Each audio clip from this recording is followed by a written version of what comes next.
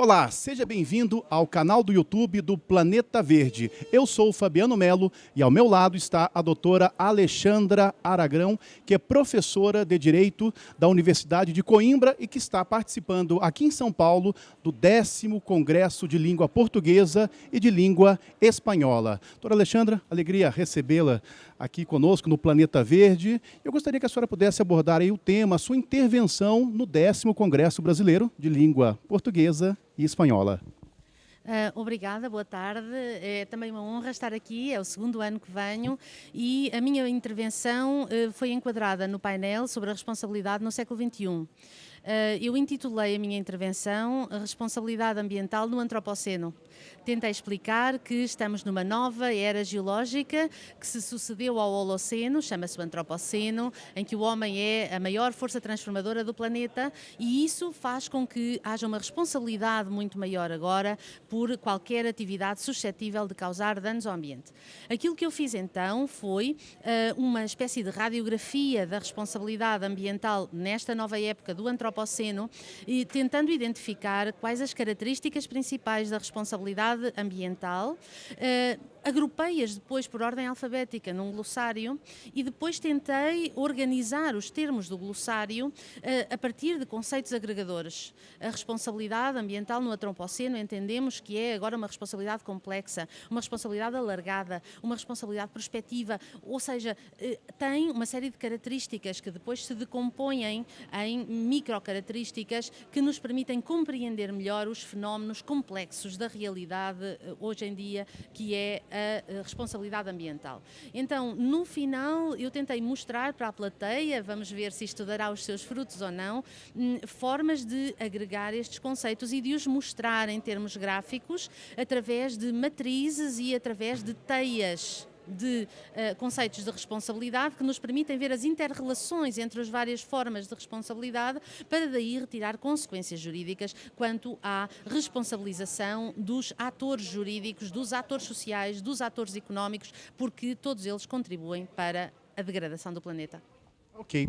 Bom, a doutora Alexandra, como eu mencionei, é portuguesa e há sempre uma curiosidade, professora, da configuração jurídica do direito ambiental na União Europeia. Então, eu gostaria de perguntar à senhora quais são aí as inovações legislativas sobre direito ambiental na União Europeia. Há uma novidade legislativa muito recente que tem a ver com uma matéria também sensível aqui no Brasil, que são os organismos geneticamente modificados.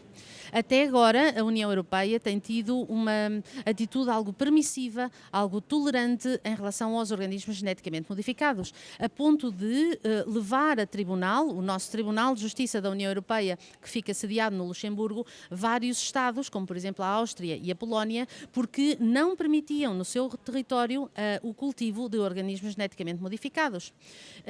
Aconteceu isso e aconteceram outras iniciativas da parte da Comissão Europeia, por exemplo, em relação à Croácia, de não permitir que nas prateleiras dos supermercados se separem organismos geneticamente modificados de organismos convencionais. Portanto, se eu tiver uma farinha de milho geneticamente modificada e uma farinha convencional, eu não posso separar nas prateleiras dos supermercados, porque o raciocínio da Comissão Europeia até aqui era, uma vez que são produtos que estão legalmente colocados no mercado e que foram legalmente produzidos, não podemos induzir no consumidor uma ideia de receio em relação a esses produtos. No entanto, agora, recentemente, há menos de 15 dias, saiu uma nova diretiva sobre os organismos geneticamente modificados, em que pela primeira vez se permite que os Estados recusem a produção de OGMs no seu território, invocando razões que se prendem com especificidades locais, nomeadamente especificidades ao nível da biodiversidade, a nível da configuração geográfica do próprio Estado.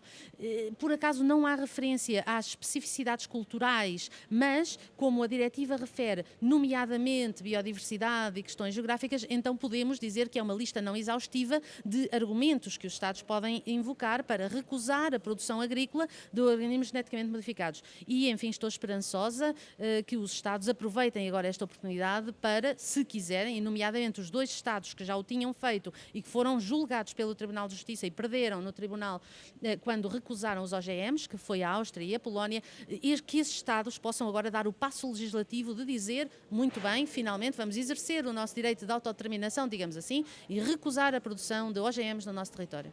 Doutora Alexandra, muito obrigado pela sua entrevista, agradeço. E fica o meu convite a você para nos acompanhe em outras intervenções aqui no Congresso Brasileiro de Direito Ambiental e no 10º Congresso de Língua Portuguesa e de Língua Espanhola.